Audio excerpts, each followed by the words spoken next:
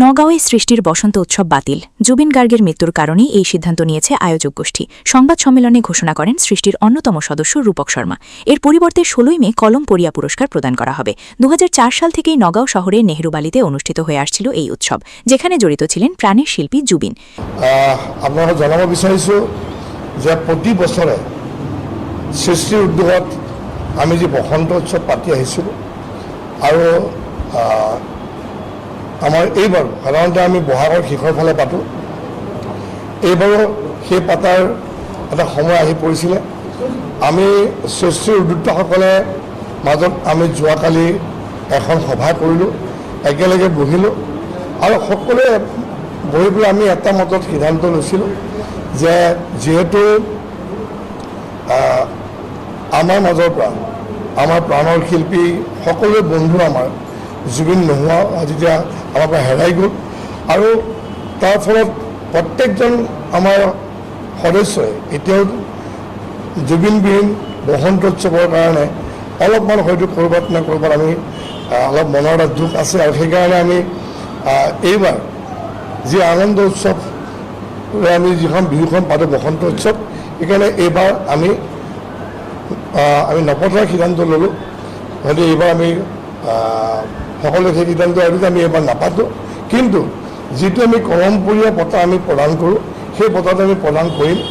দিনটো আমি আমি 16 মে শনিবাৰ 16 মে তাৰিখে আমি সেই বঁটা আমি প্ৰদান কৰিম আৰু আমি একেবাৰে অনুষ্টুপীয়াকৈ, যিহেতু জুবিন গাৰ্গে তেওঁ প্ৰায় যেতিয়া সময় পায় তেওঁ অনাথ আশ্ৰমত যায়, আমি সেই অনাশ্ৰমতে কোনো ধৰণৰ আমি বাহিৰৰ মানুহ নাথাকিব, তেওঁলোকৰ মাজতে আমি এটা শ্ৰদ্ধাঞ্জলি অনুষ্ঠানো পাতিম, এসাঁজ খাম আৰু তাতে আমি কলমপৰীয়া বঁটাটো তাত আমি প্ৰদান কৰিম।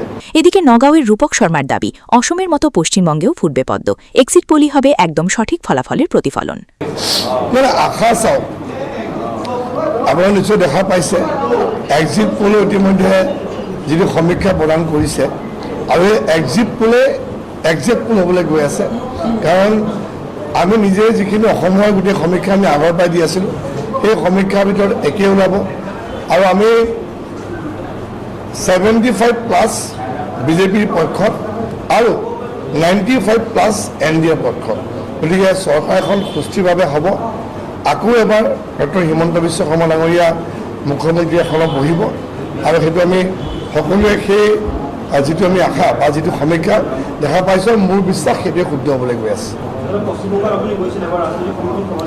পশ্চিমবংগতটো 100% সলনি হ'ব আৰু তাত আমি যি 14-15 দিনৰ কাৰণে গৈছিলোঁ, তাৰ যিটো সমীক্ষা বা ৰাইজৰ যিখিনি আমি দেখা পাইছিলোঁ, ৰাইজে ভোট দিবৰ কাৰণে ৰখি আছে আৰু সেই পৰিৱেশটো একেই ধৰণৰ পৰিৱেশ পশ্চিমবংগত আছে যিটো পৰিৱেশ অসমত আছে।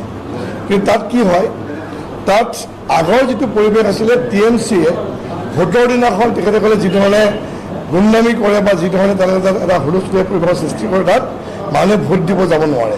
ক'ৰবাত দেখা পাইছে আপোনালোকে, আমিও আপোনালোকৰ মাধ্যমেৰে দেখা পাইছোঁ যে EVMত পদুম ফুলৰ ছবিটোৱে তেওঁলোকে ব্লক কৰি ৰাখি দিয়ে আৰু যিবিলাকে হয়তো TMC ভোট দিব নাযায় বা তেওঁলোকৰ পক্ষত নাথাকে, ভোট দিব যাবই নিদিয়ে বা ভোট মাৰিব নালাগে, এই ধৰণে আছে। কিন্তু এইবাৰ প্ৰশাসনে কঠোৰ ব্যৱস্থা লৈছে, ৰাইজে এবাৰ সুস্থভাৱে ভোট দিছে, ৰাইজে মুকলিভাৱে ভোট দিব পাৰিছে আৰু বিজেপিৰ পক্ষত যিধৰণে আমি দেখা পাইছোঁ ৰাইজ ওলাই আহিছে। গতিকে এইবাৰ পৰিৱৰ্তন একেবাৰে হ'বই, ই নিশ্চিত।